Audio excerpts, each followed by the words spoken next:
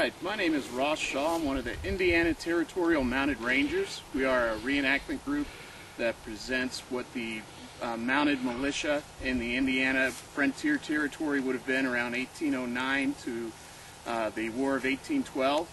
And I'm going to show you a little bit of a demo of the type of weapons that could be used on horseback. Now, there were always pistols, but being single shot, they weren't real handy for continued battle. You'd get your one shot off and then you'd have to go to something else. That involves some sort of a blade. Now, the militia, we had to provide our own weapons, and so for a lot of us the sword would have been something that was hanging over Grandpa's mantle. In my case, a Scottish ancestor who brought over his Scottish basket hilt claymore.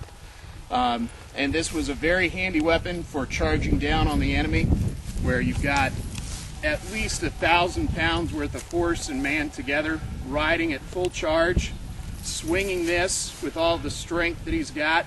It was very easy, even with a relatively dull blade, to go through people's arms, heads, anything that happened to get in the way. Officers were issued Blucher swords, which were a curved saber that had even more cutting potential. Another weapon that might be used was a tomahawk. This one is made specifically for a horseman in that it's got an extra long handle on it, also has the shoulder sling, and this can be used both swinging this way and with the pole on the back as a war hammer.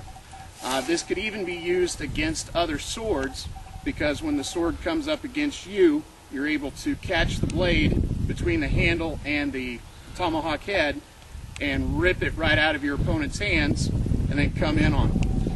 So what you'll see is some attacks on lettuce and melons, cantaloupes, just as handy targets of opportunity for this type of a demonstration. You have to keep in mind that even ones that look like a miss or a near miss, where just a small cut is being taken, to a human person, a human head, that would be a debilitating injury right there.